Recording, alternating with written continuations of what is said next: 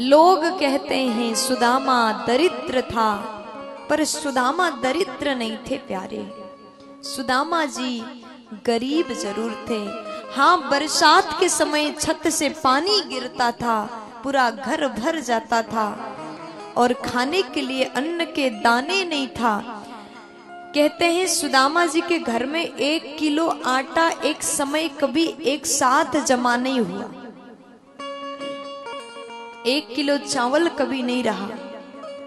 गरीबी है, खाने के लिए भोजन नहीं, पहनने के लिए वस्त्र नहीं, फटे हुए टले हुए वस्त्र पहनते हैं। सुदामा गरीब जरूर हैं लेकिन दरिद्र नहीं है।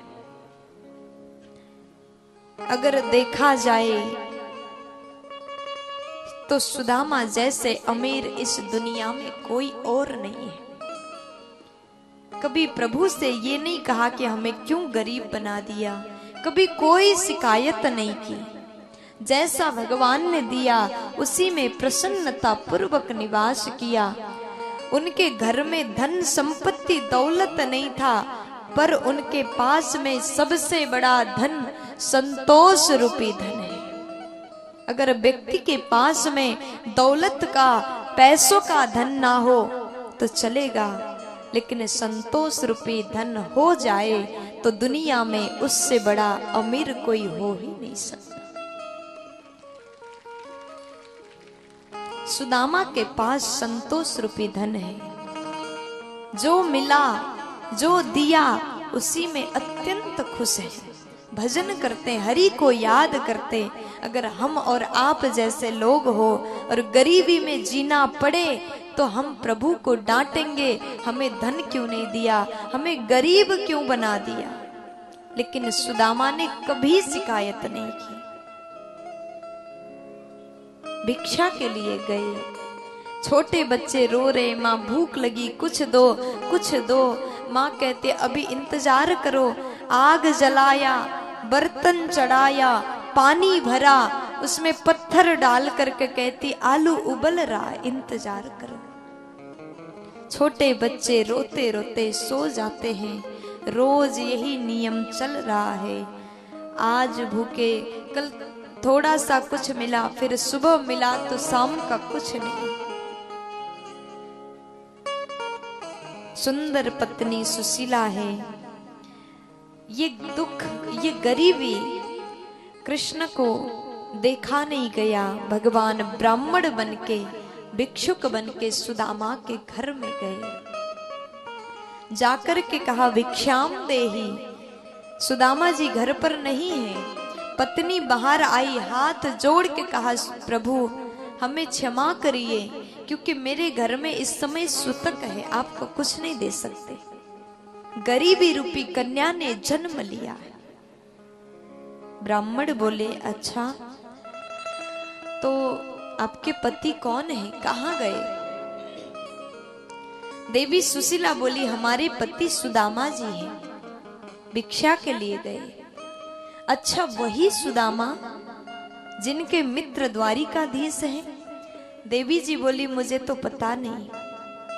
आपके पति आ जाए तो उनको बोलना कि द्वारिकापुरी चले जाएं, उनके मित्र द्वारिकाधीश हैं। भगवान इतना बोल के चले गए।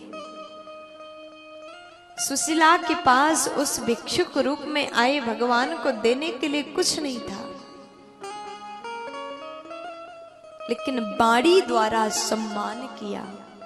आपके घर में भी कभी कोई भिक्षुक आए, आपसे कुछ मांगे तो कभी उनको डांटना मत। किसी का आदत होता है, ये रोज रोज आते हैं, हर दिन मांगने आते हैं, डांट देते हैं। देना है, अगर आप सामर्थ्यवान हैं तो दे दो, नहीं है, आपके घर में अन्न नहीं है, देने के लिए कुछ नहीं है, तो प्रभु का दिया हुआ ये सुंदर उपहार बाड़ी तो है, बाड़ी द्वारा सम्मान करो। भगवान ने हम सभी को इतना सुंदर बाड़ी दिया, कटु वचन बोलने के लिए नहीं, ये बाड़ी सबको सम्मान देने के लिए, प्रिय बोलने के लिए दिया है। इसलिए बाड़ी से, जिह्वा से सभी का सम्मान करो।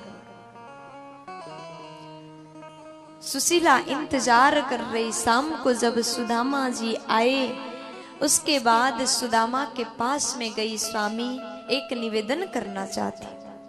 सुदामा जी बोले, बोलो न देवी, क्या बात है? ये बताइए, क्या द्वारिकाधीश आपके मित्र हैं? हाँ, हम लोग बचपन में साथ में पढ़ाई करते थे, जैसे सुदामा जी ने बताया। देवी जी बोली, इतनी बड़ी बात आज तक नहीं बताया आपने।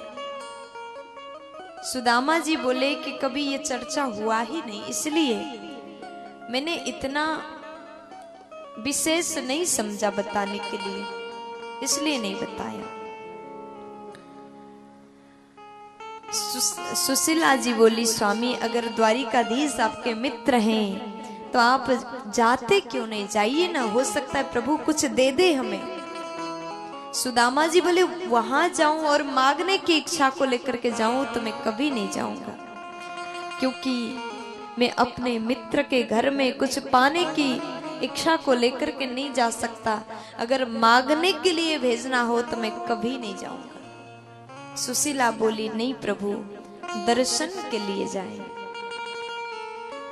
अयम ही परमो लाभ उत्तमा श्लोक दर्शन। प्रभु का दर्शन जीवन में मिल जाना ऐसे ही नहीं होता, अनंत जन्म के पुण्य के उदय हो जाए तब ही हरि कृपा प्राप्त हो जाता है। इसलिए मैं चला जाऊंगा, प्रभु के दर्शन के लिए जाऊंगा। थोड़ी देर बाद फिर उदास हुए। सुदामा जी बोले, देवी चला तो जाऊं, पर कैसे खाली हाथ जाऊं? मेरे पास तो कुछ भी नहीं है, क्या दूंगा? सुशीला कहती, मैं इंतजाम कर रही हूं, आप चिंता मत करो। बाहर गई, 4 घर में से 4 प्रकार के चावल को मांग के लाई। याचित्वा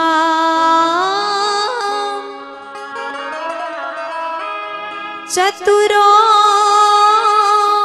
मुष्ठीन् विप्रान् पृथुकतण्डुलान् चैलखण्डेन तान् बद्ध्वा भर्त्रे प्रादादुपायनम।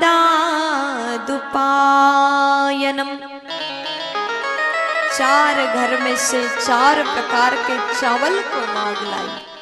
कोई चावल छोटा है, कोई चावल लंबा है, कोई चावल आधा है, कोई चावल मोटा है।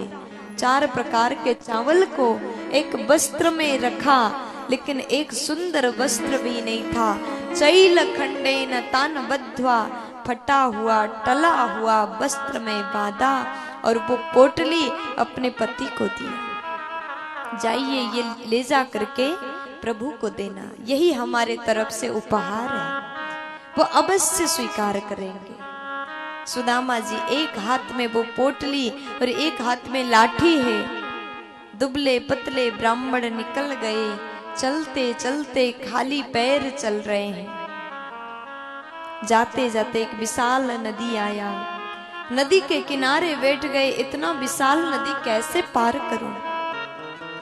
विचार कर रहे थे कैसे उस पार जाऊं, लेकिन प्रभु के राह पर जो चलता है उसे लेने के लिए कन्हैया अवश्य आते हैं।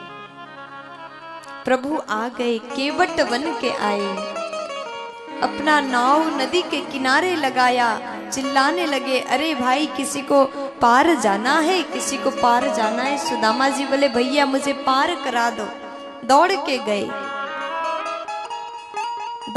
गए, नौका में बैठ गए, पार करा रहे प्रभु, केवट बन के आए। बीच में जैसे पहुंचे, भगवान बोले, करो अपना तैयारी शुरू करो। सुदामा जी बोले, कैसी तैयारी करें? भगवान बोले, पार करा रहा हूं, दक्षिणा तो दोगे कि नहीं दोगे? सुदामा जी बोले, भैया एक काम करो, जहां से लाए वहीं छोड़ दो। भगवान बोले, क्यों? क्योंकि मेरे पास दक्षिणा नहीं है आपको देने के लिए, कुछ भी नहीं है, क्या दूंगा। भगवान बोले जो है वही दो। सुदामा बोले मेरे पास केवल गरीबी है। भगवान बोले तो वही दे देना। तो संकल्प करके गरीबी को हरण किया, नदी के पार करा दिए। अगर भगवान को कोई पाना चाहे तो एक कदम बढ़ाओ, वो आपके लिए 60 पग चलने को तैयार हो जाते हैं। जो तू आबे पग एक, मैं आऊं पग 60।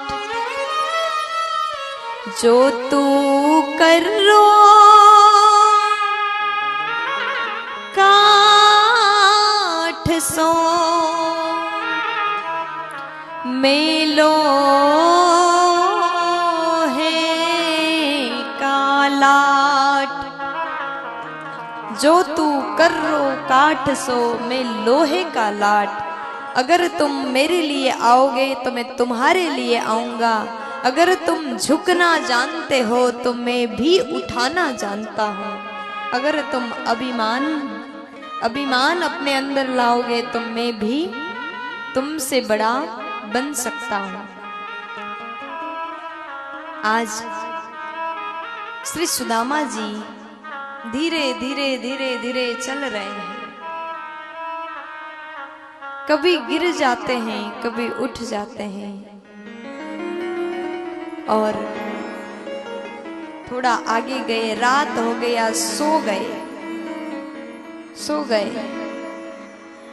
एक वृक्ष के नीचे सोए। भगवान ने गरुड़ को आदेश दिया। गरुड़ जी रात में उठा करके सुदामा जी को द्वारिकापुरी में सुला देते हैं। उसके बाद सुदामा जी सुबह जब हुआ, सुबह सुबह जैसे आंख खुली, नींद खुली, चारों ओर देखते हैं, चारों ओर घूमते हैं। भैया मैं कौन से जगह आ गया, मैं कहाँ पहुंच गया।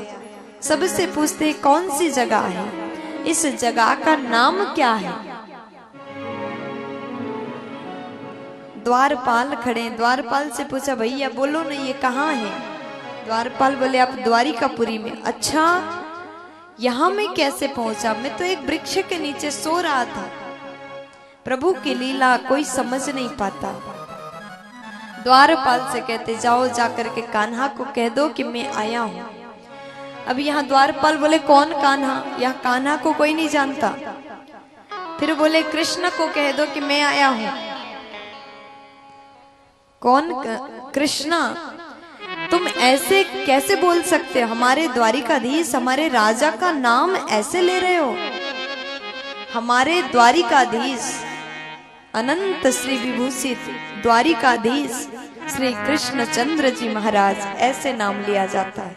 अब वो गाय चराने वाले नहीं रहे, वो महाराज हैं। द्वारपाल से कहते हैं जाकर के कह दो कि मेरे श्याम से मैं आया हूं, उनका बचपन का यार आया है। अब द्वारपाल जाकर के कन्हैया से निवेदन कर रहे हैं